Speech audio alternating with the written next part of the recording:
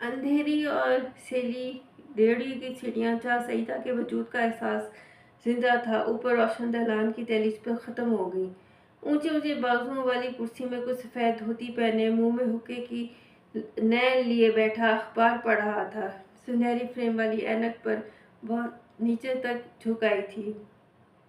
हुक्के की बू तमाम कमरे में फैली थी। उसने हैरान होकर हाजिर भाई की तरफ देखा। क्या बात है? अपनी बीबी जी है जी, जरा मकान देखने आइए, यहाँ रहते थे ये लोग। हाजन माई बेकार मुस्कुराई जा रही थी। बीच के कमरे में जिसकी दीवारों का रंग जर्द था और जहाँ तले ऊपर रखे देशों का मीनार सा बन जाता था और देशों में से किसी एक में रोटियां होती थीं। इमती नीली झलझल करती साटन का निकर कुर्ता पहने देशों के करीब खड़ा था। अब वो दरवाजे की चेक के साथ लगी बाहर झांक रही थी। सफ़ेद बालों और गोरे चेहरे वाली एक औरत सर पर जर्द जाली का दुपट्टा ओढ़े आ गई। क्या क्या है माई? मकान क्यों देखोगी? किराए का है। औरत ने इसको सर से पांव तक घोरा और उसके दुपट्टे ढके सर पे उसकी नजर रुकी। अच्छा, उसने कुछ समझते हुए कहा, हिंदुस्तान से आई हो क्या बीबी? नहीं नहीं जी, हम तो यहीं रहते हैं। अच्छा, आ जाओ।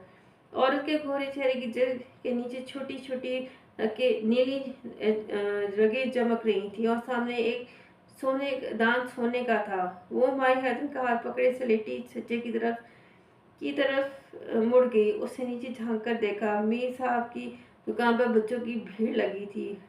रेहड़ी पर एक आदमी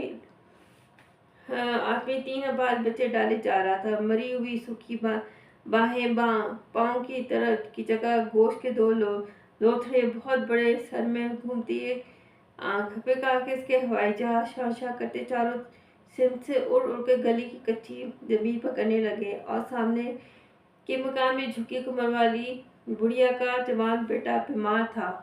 शफी के कोठे के मुंडेरों पर छोटी छोटी बच्चियों इंसानों के सर नजर आ रहे थे।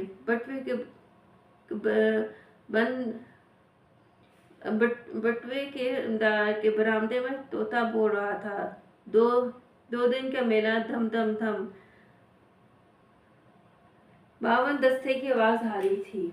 इमती और छोटी खाला अनारदाने और चटनी और चीनी का चूरन बना रहे थे। नीचे अंधेरे कमरे की दर्जों में से आने वाली रोशनी में गली में आते जाते लोगों की परछाइयां तैर रही थी।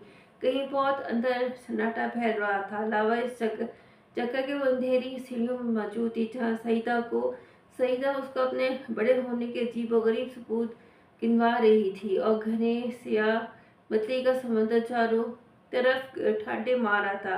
अब्बा मियाँ ने अभी भी चीनी की प्लेट छन से जमीन पे फेंकी थी। रोज रोज इतना नमक, इस कमबख्त घर में किसी में को सुनता ही नहीं। बड़े भैया तीसरी मरतबा 10वीं में फेल हुए थे और गुसल खाने में गुंडी लगाए बैठे थे। अंधेरे में उनका दम घुट रहा था। चुनाचे वो अपना लकड़ी का डब्बा उठाए ऊपर छत की तरफ भागी जा रही थी। बंद खिड़की के सिर में गहरा दुख पिघल के जज्ब हो रहा था। मिट्टी की सूंधी खुशबू उठ रही थी। ऊपर चलो ऊपर, उसने हाजिर माई का हाथ दबाया और तेजी से सीढ़ियां चलने लगी।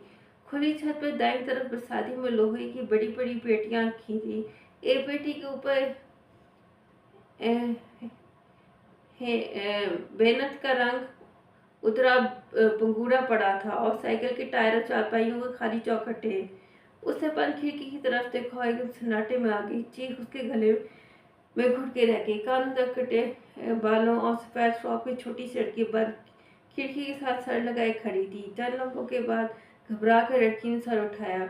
बड़ी बड़ी सुनहरी आंखों से टप टप आंसू रुखसारों पे बह रहे थे और जहाँ उसने सर उठाया बंद खिड़की की भूरी लकड़ी से पानी के कतरे हौले हौले फिसल कर सीने में जज्ब हो रहे थे और नमी हौले हौले फैल रही थी। उसके कदम से जमीन पर गड़ गए। तुम कौन है? तुमने मुझे क्यों बुलाया है? उसने कहना चाहा मगर लफ्ज मर चुके थे। चली जाओ आगे, ये मुन्नी है, मालूम नहीं क्या आफत है इस पर सारा घर छोड़कर यहाँ आट बैठती है। घर की मालकिन ने उससे आगे बढ़कर मुन्नी का बाजू खींचा। चल नीचे। मुन्नी घिसटती हुई चल दी। मालकिन की ठोकर से ओवल्टीन का डब्बा उलट गया और चूड़ियों बंटों और रंगीन पनियों का अंबार बाहर जमीन पर बिखर गया। ठहरो ठहरो, ये लेती जाओ, उसने कहना चाहा, मगर बंद खिड़की उसकी निगाहों में सब्त हो गई। मुन्नी के बादल चारों तरफ उठ रहे थे। मैं कहाँ से शुरू शुरू कहाँ ख़त्म होती हूँ। दुनिया खला में बिखरती बिखरती निगाह थी। मुन्नी मुन्नी, उसके होठों ने पुकारा, मगर आवाज़ कहाँ थी।